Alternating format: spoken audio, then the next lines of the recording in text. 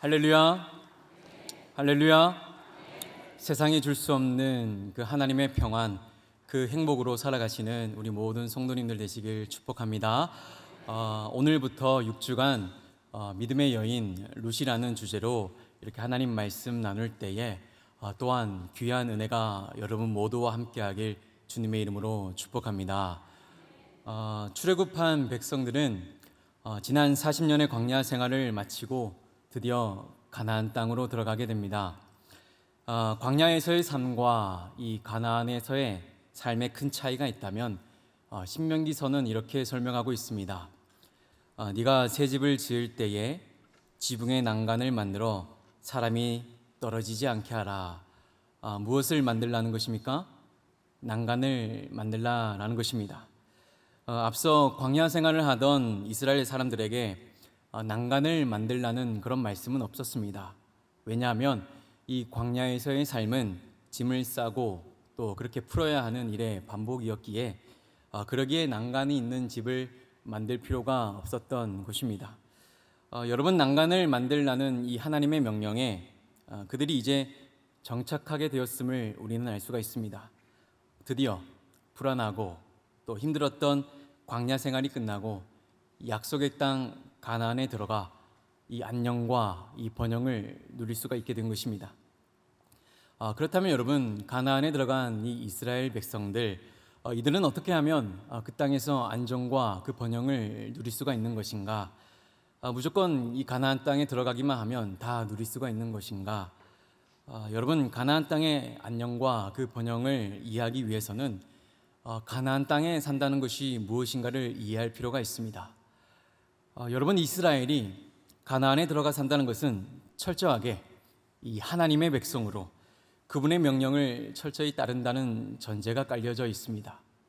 이것을 좀 더 풀어서 얘기 드리면, 가나안 땅이 젖과 꿀이 흐르는 그런 약속의 땅이 되려면 하나님의 통치와 그 다스림을 받을 때 그 땅이 젖과 꿀이 흐르는 땅이 되는 것입니다. 그러니까 가나안에 들어가기만 하면 누구든지 안녕과 번영을 누리는 것이 아니라 그곳에서 철저히 하나님의 통치를 받고 그분의 질서와 가치를 따르는 자들, 그들이 그 땅의 젖과 꿀을 경험하게 되는 것입니다. 그래서 하나님은 여호수아와 이 백성들이 가나안에서 산다는 것이 무엇인지 철저하게 경험하게 하신 것을 우리는 볼 수가 있습니다. 그것이 바로 여리고성 전투입니다. 여러분, 여리고성은 지리적으로 아주 중요한 자리에 위치하고 있습니다. 그래서 무너졌지만 언젠가는 다시 세우는 것이 이스라엘의 국방력을 강화하는 일에 도움이 될 것입니다. 그러나 여러분, 하나님은 어떻게 하십니까? 하나님은 여리고성을 통과하여 지나간 여호수아와 백성들에게 그 여리고성을 다시 세우지 말라고 하십니다. 왜 그렇습니까? 여기에 가나안에서 산다는 것이 무엇인지 확실하게 드러나 있습니다. 바로 여리고성이 이스라엘을 지키고 보호할 것이 아니라 누가 이스라엘의 도움이고 능력이라는 것입니까? 하나님께서 이스라엘의 도움이시고 능력이시라는 것입니다. 내 눈앞에 요새가 없고 나를 지켜줄 성이 없지만 그러나 하나님이 나와 함께 하심을 신뢰하며 그렇게 믿음을 가지고 살아가야 하는 곳이 어디입니까? 바로 가나안인 것입니다. 그러기에 가나안에 들어가기만 하면 끝나는 것이 아니라 가나안에 들어가면서부터 다시금 하나님 백성으로 사는 것이 무엇인지 훈련받아야 했던 것입니다. 여러분, 이러한 삶을 어떻게 생각하십니까? 생각보다 별로입니다. 하나님 믿으면 그렇게 신앙생활하면 내 인생에 좋은 일만 일어나야 하는데 하나님은 우리가 이미 가나안에 들어갔음에도 불구하고 이미 하나님을 신실하게 믿고 있음에도 불구하고 계속해서 어떻게 하시냐? 우리 인생의 상황을 어렵게도 만드시고 하나님만 붙잡을 수밖에 없는 그런 상황으로 몰고 가신다라는 것입니다.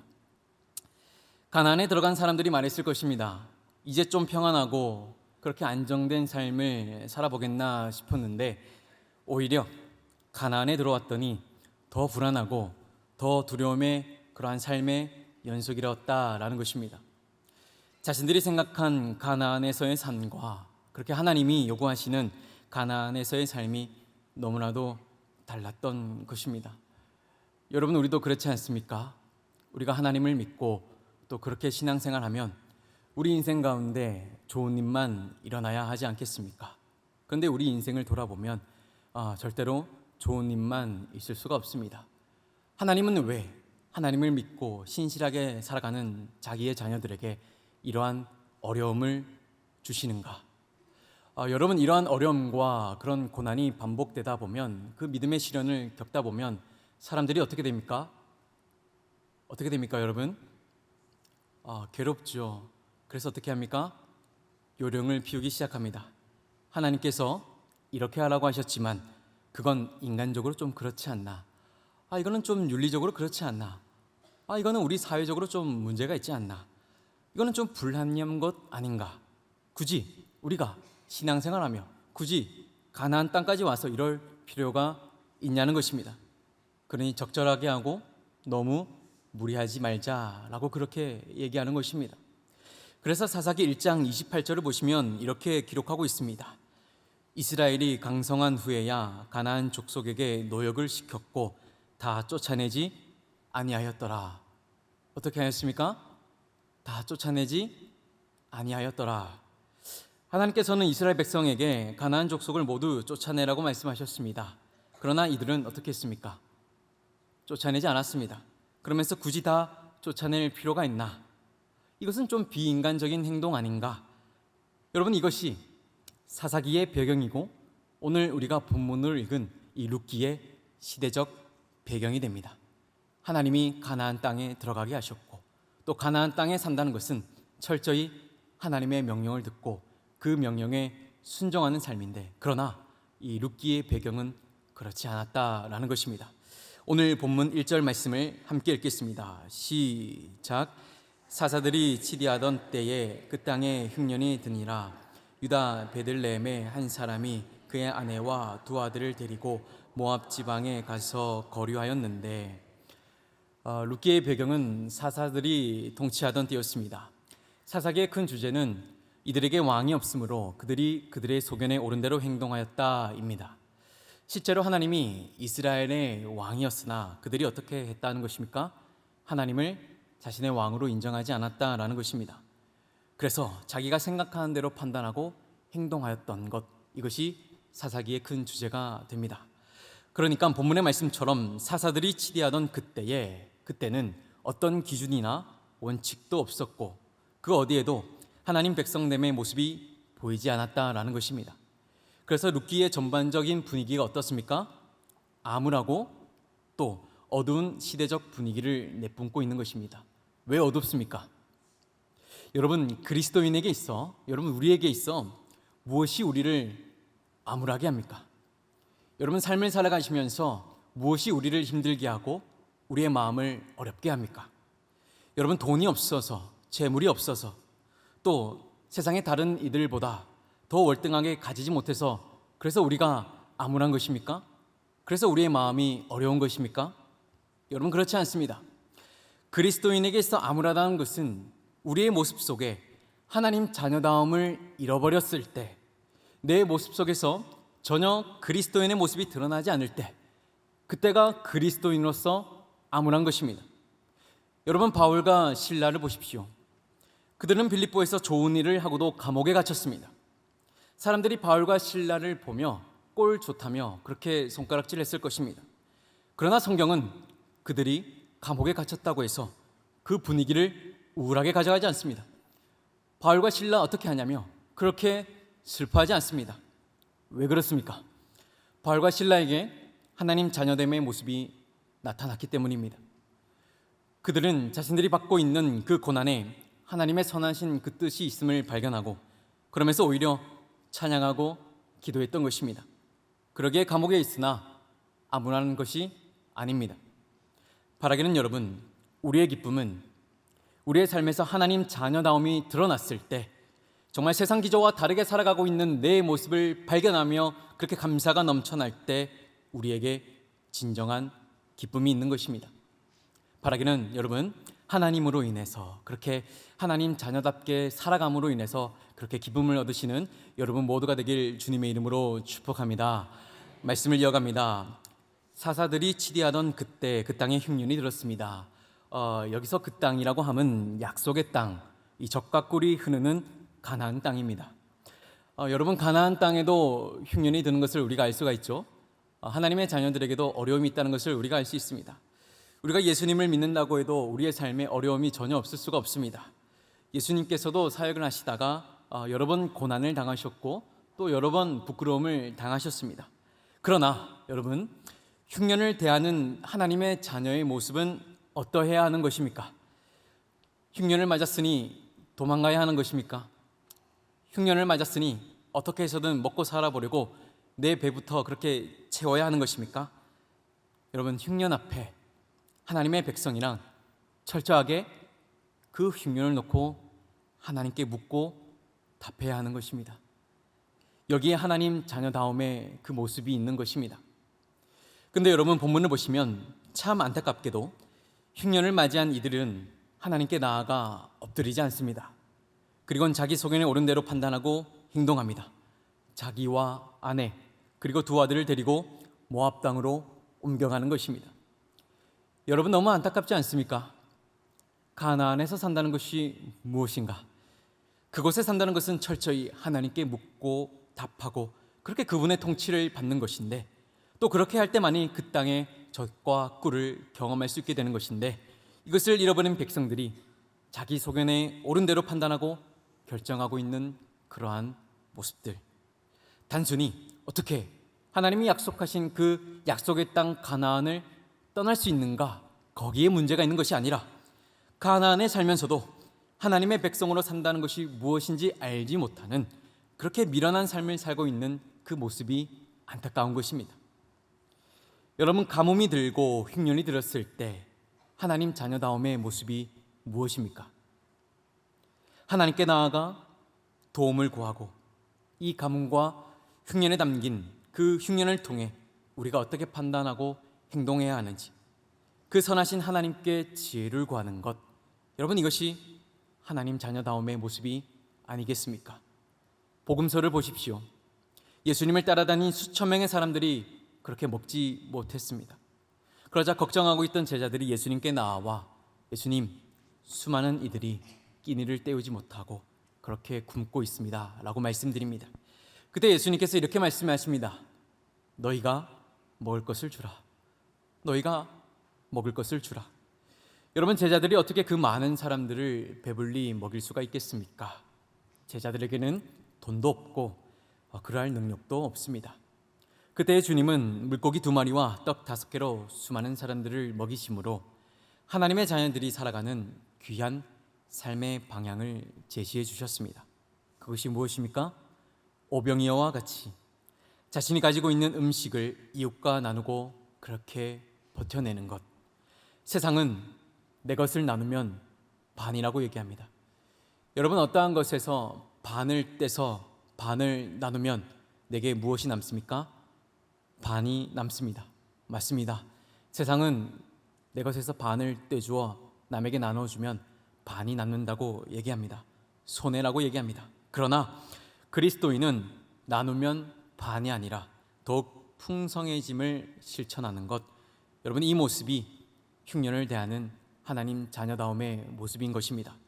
그러기에 흉년을 맞았지만 여러분, 모압으로 이주할 것이 아니라 하나님께 나아가 도움을 구하며 그리고 내가 가진 것을 이웃과 그렇게 나누며 흉년을 뱉어내야 하는 것입니다.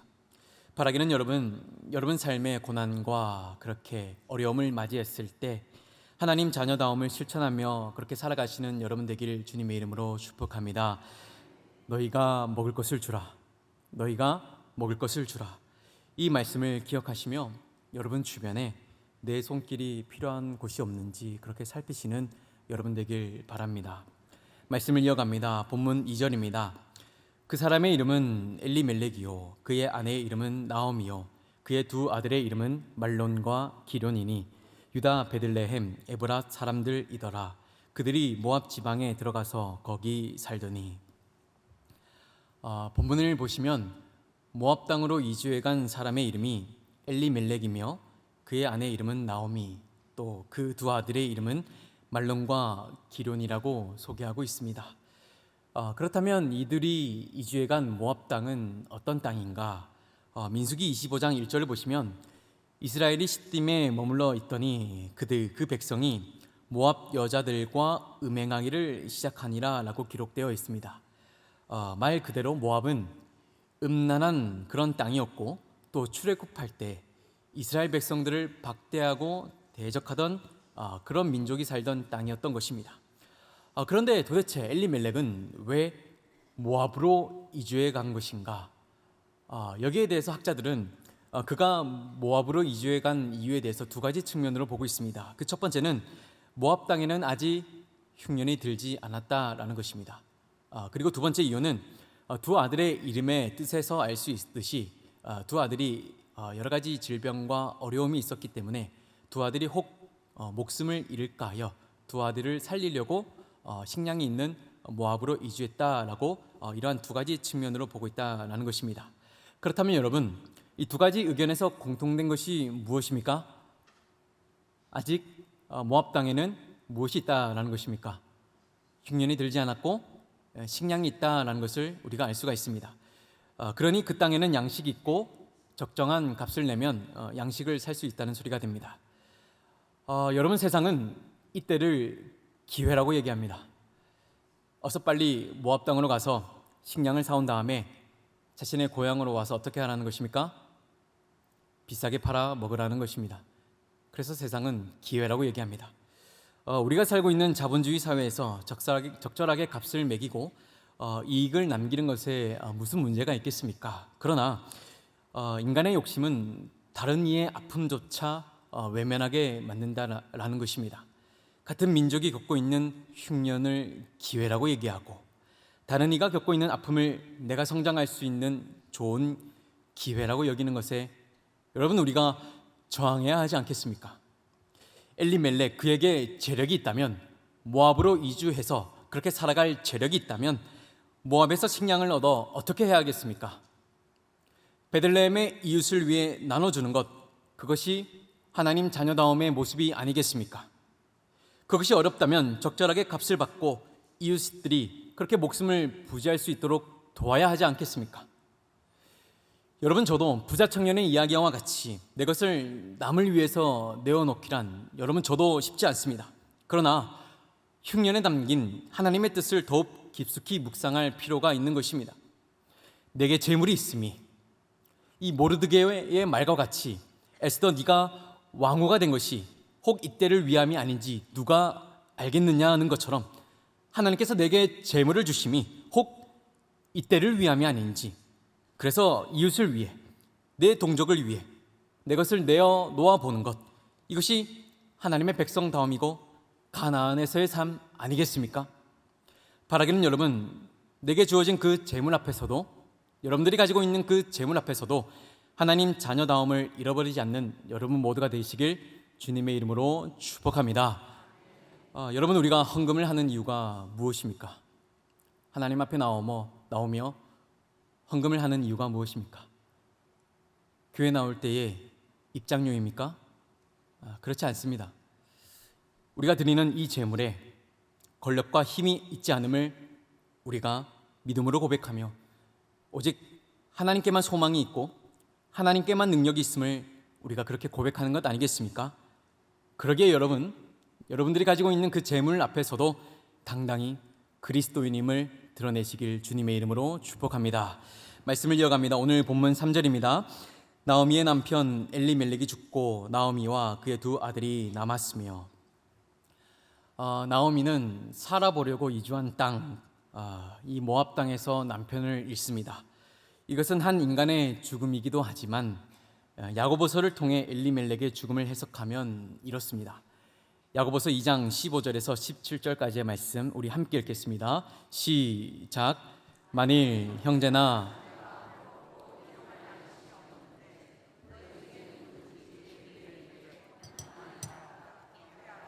배부르게 하라 하며 그 몸에 쓸 것을 주지 아니하면 무슨 유익이 있으리요?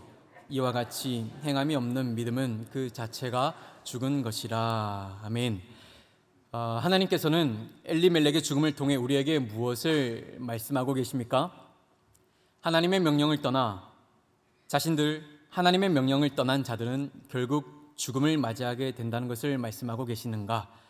여러분, 그것이 아니라 우리가 믿는다고 말하고 하나님께서 나를 구원하셨다라고 그렇게 고백하지만, 그러나 우리의 삶에서 예수 그리스도를 닮아 그분을 따르는 행함이 없다면 우리의 믿음은 곧 죽은 믿음이라는 것을 엘리멜렉의 죽음을 통해 하나님은 우리에게 말씀하고 있다라는 것입니다. 그러기에 하나님의 자녀로서, 이 구원받은 백성으로서 어떻게 살아가라는 것입니까? 하나님의 자녀답게, 구원받은 백성답게 판단하고 행동하라라는 것입니다. 바라기는 여러분들의 믿음이 살아있는 믿음, 행함으로 그 구원받음을 증명하는 그런 믿음 되길 주님의 이름으로 축복합니다. 이어 본문 4절에서 5절 말씀 함께 읽겠습니다. 시작. 그들은 모압 여자 중에서 그들의 아내를 맞이하였는데 하나의 이름은 오르바요, 하나의 이름은 루시더라. 그들이 거기에 거주한 지 10년쯤에 말론과 기론 두 사람이 다 죽고 그 여인은 두 아들과 남편의 뒤에 남았더라. 엘리멜렉이 죽은 후 두 아들 말론과 기론은 모압 여인을 아내로 맞이합니다. 하나의 이름은 오르바이고 하나의 이름은 오늘 룻기서에 등장하는 룻입니다. 당시 남성 중심의 사회에서 남편을 잊고 과부가 되었다라는 것은 여러분, 가세가 완전히 기울 수도 있는 그런 상황입니다. 그러나 남편이 죽은 이후에도 두 아들이 결혼할 수 있었다라는 것은 아직 나오미에게 어느 정도 재력이 있었던 것으로 판단을 해볼 수가 있습니다. 그렇다면 아직 경제력이 있을 때 여러분, 나오미는 어떻게 해야 하는 것입니까? 흉년을 맞이한, 그렇게 흉년을 맞아 고통 가운데 있는 이 동족 베들레헴의 이웃을 위해서 곡식을 사들고 돌아가야 하지 않겠습니까? 그러나 여러분, 나오미는 어떻게 합니까? 돌아가지 않습니다. 그 모압 땅 그곳에서 10년을 더 거류하게 됩니다. 그때 두 아들 말론과 기론이 어머니를 두고 아버지를 따라 먼저 죽음을 맞이합니다. 남편과 두 아들의 죽음을 놓고 나오미는 이렇게 고백합니다. 룻기 1장 13절 하반절입니다. 여호와의 손이 나를 치셨으므로 나는 너희로 말미암아 더욱 마음이 아프도다 하매. 여러분, 엘리멜렉과 두 아들의 죽음을 통해 하나님께서는 우리에게 무엇을 말씀하고 계시는가? 여러분, 인간은 자신의 그 인생의 계획을 가지고 그 자신의 인생을 나름 꾸려가려고 합니다. 인간은 그렇습니다. 나름의 계획을 가지고 있고 그 인생의 플랜을 가지고 살아간다라는 것입니다. 그러나 그 모든 인생의 계획에 하나님이 없다면, 하나님의 자녀다움이 없다면 그 인생 계획이 아무리 잘 만들어졌다고 해도, 그러나 그 모든 인생이 헛된 인생이라는 것을 하나님은 이 엘리멜렉과 그 두 아들의 죽음을 통해서 우리에게 말씀하고 계신 것입니다. 여러분, 하나님 없는 인생은 아무것도 아닙니다. 인생에서 원하는 것을 다 가지고 바라던 목표하던 것을 다 이루었다고 해도 그 인생에 하나님이 계시지 않는다면 그 인생은 헛된 인생이 되는 것입니다. 하나님께서는 엘리멜렉과 두 아들의 죽음을 통해서 우리에게 이것을 말씀하고 계시는 것입니다. 바라기는 여러분들의 인생에 하나님의 섭리와 하나님의 손길이 가득하길 축복합니다. 여러분, 이러한 인생이 가장 복된 인생입니다. 내가 바라고 내가 원하는 것을 다 가지지 못했지만, 그러나 내 인생에 하나님이 섭리하시고 내 인생 그렇게 하나님이 이끌어 가신다는 그런 믿음이 있는 그런 인생이 복된 인생임을 기억하시는 여러분 되길 주님의 이름으로 축복합니다. 사랑하는 성도 여러분, 어느 누구에게나 흉년의 때는 찾아옵니다. 그리스도인이라고 해서 흉년이 없을 수가 없습니다. 그럴 때 우리는 그 흉년에 담긴 하나님의 마음, 그 마음을 깨달으려고 부단히 애써야 합니다. 출애굽하던 히브리인들이 홍해 앞에서 길이 막혔습니다. 그리고 뒤에는 바로의 전차가 따라오며 목숨을 위협했습니다. 그렇게 그들은 도간에 든 쥐처럼 아무것도 할 수 없이 죽음을 기다려야만 했습니다. 그때 하나님은 이스라엘을 도우셨습니다.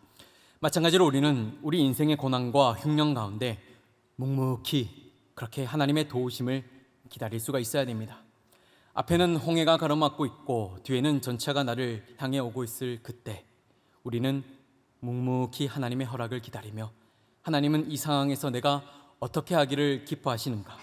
하나님께서 지금 가라고 하시는가? 아니면 멈추라고 하시는가? 내 고난에 담긴 하나님의 선하신 뜻은 무엇인가? 그렇게 묵묵히 묵상할 수 있는 여러분 되길 바랍니다. 여러분, 빵집이라고 하는 베들레헴, 그렇게 풍성해야 할 베들레헴에 흉년이 찾아왔습니다. 마찬가지로 우리 인생에도 어떻게 이렇게 낙심될 수 있는 상황이 일어날 수 있는가? 그러한 일들이 일어날 것입니다. 그럴 때 여러분, 하나님의 자녀다움을 잃어버리지 마십시오. 오히려 이 흉년을 통해 내가 하나님의 자녀임을, 그리스도인임을 뿜어낼 수 있는 그런 기회로 바꿔버리는 여러분 되길 축복합니다. 그래서 세상이 여러분들의 그러한 모습을 보고 놀라길 축복하고 아직 교회에 소망이 있음을 발견하고 그들이 여러분의 삶의 방식을 통해 그렇게 하나님을 바라보는 그러한 놀라운 기적이 일어나길 주님의 이름으로 축복합니다. 사랑이 많으신 주님, 오늘도 우리에게 귀한 말씀을 허락해 주시니 감사합니다. 하나님, 여러 가지 고난과 흉년을 맞았으나 하나님 그 흉년 앞에서 하나님 자녀다움을 잃어버리지 않도록 인도하여 주시옵소서. 하나님, 내 고난에 담긴 그 하나님의 뜻을 그렇게 찾아 묵묵히 기다리며 기도하며 나아갈 수 있는 우리 모든 상당의 성도님들 되게 하여 주시옵소서. 감사드리며 살아계신 예수 그리스도의 이름으로 기도드립니다. 아멘.